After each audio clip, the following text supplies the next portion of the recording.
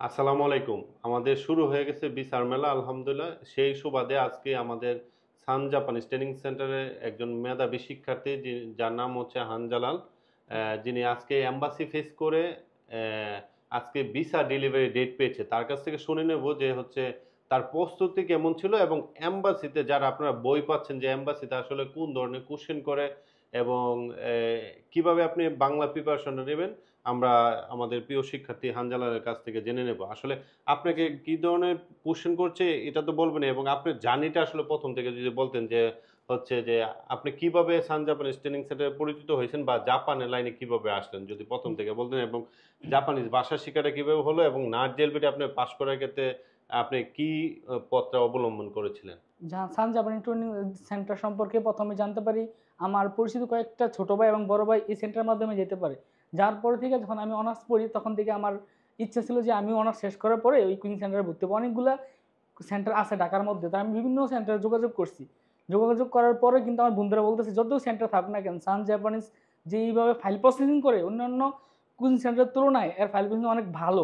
হ্যাঁ? কেন ভালো হয়? আসলে কি আপনি এই যে কি কোনো এখানে ফেক ডকুমেন্ট না দিয়েছেন স্যার বা ফেক ডকুমেন্ট দেই না। এখানে সবগুলাই সান জাপানিনের মূল উদ্দেশ্য হলো সবকিছু অরিজিনাল দিলেই তারা ফাইল প্রসেসিং করবে। ব্যাংক তাছাড়া মানে আপনি তো হুম, জাপান ইমিগ্রেশনে জমা দেওয়ার আগে আপনি কি ব্যাংক দিচ্ছেন? আমি অরিজিনাল ব্যাংকেই দিছি। আমি এবং অরিজিনাল ব্যাংক ছাড়া তো আপনি স্যার তো অবশ্যই জানেন যে হুম, সান জাপানিজ ট্রেনিং সেন্টার আপনার অবশ্য জানার দরকার যে সান জাপানিজ ট্রেনিং সেন্টার যারা আসতে চান অবশ্যই আপনার জেনুইন ব্যাংক থাকতে হবে। জেনুইন ব্যাংক ছাড়া সান জাপানিজ ট্রেনিং সেন্টার কাজ করে না। আলহামদুলিল্লাহ এই অক্টোবর সেশনে কিন্তু আমাদের শতভাগ ভিসা স মানে রিসিভও সিওই আসছে। সফলতা আসছে। তো আমরা আশাবাদী সেই সুবাদে আমরাও ইনশাআল্লাহ আমরা আশাবাদী যে শতভাগ ভিসা সফলতা আসবে। ইনশাআল্লাহ স্যার। যদি আপনি কথাগুলো কন্টিনিউ তারপর করতেন। স্যার আমার বাসায় কিন্তু অনেকটা দূরে। যেমন ঢামরা থেকে আসতে অনেক কষ্ট হইতো। প্রতিদিন আসতে পারতাম না। তারপর ক্লাস মোটামুটি সবগুলো করতাম। যেটা বুঝতাম না আমাদের যে ২ জন টিচার আছে স্যার ওদেরকে হোয়াটসঅ্যাপে সব নাম্বার দেওয়া আছে। না বললে নক করলে যেকোনো সময়ে যেই সমস্যা থাকতো ওরা কিন্তু আমাকে যত স স খুব সহজে কি বুঝিয়ে দিতে পারত যে আমি এটা বুঝতাম না। যেকোনো সময় আমি কি নক করতে পারলে স্যাররা আমাকে এটা খুব সহজে বুঝিয়ে দিতে পারত। তারপর আমার সমস্যাটা আমি কি সমাধান করতে পারতাম। আমার বাসা দূরে থাকা সত্ত্বেও আমি কি আমার পড়াশোনা চালিয়ে গিয়ে স্যারের সহযোগিতার মাধ্যমে আমি পড়াশোনাটা খুব ভালোভাবে চালিয়ে দিতে পারছি। যদি স্যাররা সহযোগিতা না করতো আমি কিন্তু কি কন্টিনিউ তো ক্লাস করি নাই ঠিকমতো। এতটুকু আগাইতে পারতাম না। আলহামদুলিল্লাহ স্যারদের কি ভালো এরকম সহযোগিতার কারণে আমি নাটেও ভালো রেজাল্ট করি এবং জেএলপিটিতে অনেক ভালো রেজাল্ট করি। তার জন্য সর্বোচ্চ একবার পুরোপুরি কৃতিত্ব আমাদের যে সোহেল স্যার এবং কি সুচিন স্যার দুজনের অনেক ভালো কি কৃতিত্ব আছে। তাদের মাধ্যমেই আমি কি এতটুকু আগাইতে পারছি। আচ্ছা, আজকে যে আপনি হচ্ছে এমবাসি ফেস করেছেন, জি। হ্যাঁ? তো আজকে আপনি ভিসা ডেলিভারি কত তারিখ পেয়েছেন? আমাকে ১৫ তারিখ ডেলিভারি দিতে হবে। ডেলিভারি ডে দিয়েছে ১৫ তারিখ মানে সেপ্টেম্বরের ১৫ তারিখ। আচ্ছা, এই যে আজকে আপনাকে এমবাসির মধ্যে আপনাকে কি ধরনের কোয়েশ্চেন করেছে? বা যদি আপনি একদম বাহির থেকে যাওয়া থেকে শুরু করে যদি এমবাসি ডেট নেওয়া থেকে শুরু করে যদি একটু বলতেন জি স্যার যে, ১ম এ এমবাসি ডেটটা আপনি কিভাবে নিছেন বা হচ্ছে এমবাসি ডেট প্রথমেই গেটে ঢোকার সময় নাম লিখে একটা টোকেন নিতে হয়। কার্ড হুম। নিতে হয়। কার্ড নিয়ে সামনের ভিতরে দাঁড়ায় থাকতে হয়। তারপর এখান থেকে আবার আরেকটা রুমে যাইতে হয়। যাওয়ার পরে কাউন্টার নাম্বারে যে কার্ড নাম্বার থাকে কার্ড নাম্বার কইরা ডাকে। আমার যেমন ৩ নাম্বার রুমে ডাকছিল। ডাকার পরে আমি ঢুকি। ঢোকার পরে ম্যাম জিজ্ঞেস করছিল কোন ভিসা যাবো? তখন আমি বলছি যে আমি ল্যাঙ্গুয়েজ প্রোগ্রামে যাবো। তারপর জিজ্ঞেস করছে আপনি ল্যাঙ্গুয়েজ প্রোগ্রাম পড়াশোনা করবেন? আপনার এতগুলো টাকা দিবে কে? তখন আমি বলছি যে আমার বাবা দিবে। তারপর বলছে আপনার বাবা কি করে? আমি বলছি আমার বাবা ব্যবসা করে। তারপর বলছে আচ্ছা ঠিক আছে আপনি বাইরে ওয়েট করেন একটু পরে জানাচ্ছি।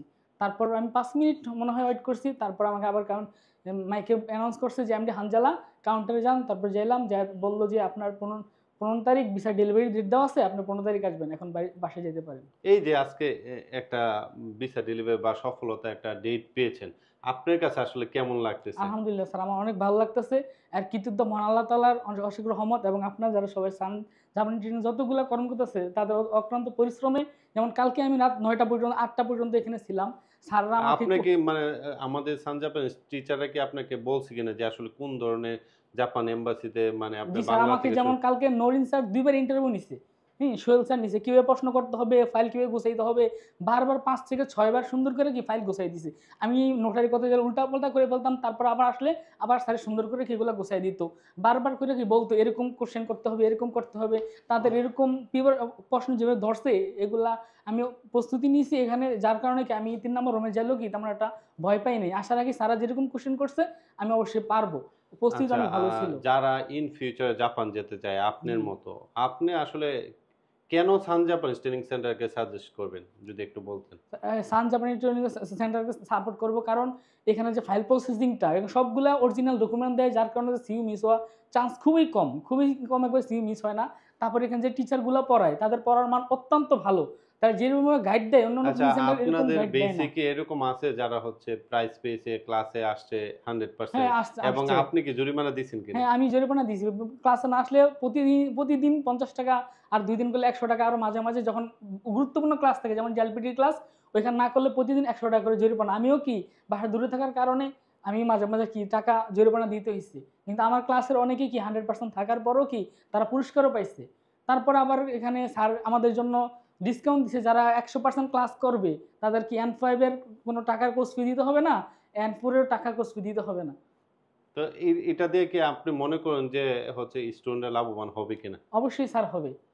প্রতিদিন ক্লাস করলে যে পড়ার যে ধারাটা সুন্দর করে বোঝা যায়। একটার পর একটা ধারা থাকে। একদিন ক্লাস মিস গেলে অনেক কিছুই মিস হয়ে যায়। তারপরেও স্যাররা যেহেতু অনেক আন্তরিক, স্যারদেরকে পরের প্রতি রিকোয়েস্ট করলে তারা খুব সহজে কি বুঝায় দেয়। অন্যান্য টিচাররা বুঝায় কি জানি না, কিন্তু আমাদের এই সেন্টারের টিচাররা খুব আন্তরিকের সাথে, যেটা না বুঝবো একবার না পারলে যতবারই যাই না কেন তারা কোনো বিরক্ত হয় না। খুব সুন্দরভাবে আমাদেরকে বুঝায় দেয়, যার কারণে ধন্যবাদ হানজালাল সমস্যাটা পাই। তোমারে। আপনারা যারা ইন ফিউচারে জাপান যেতে চান, আপনারা একবার হলো সান জাপানিজ ট্রেনিং সেন্টারে আসতে পারেন।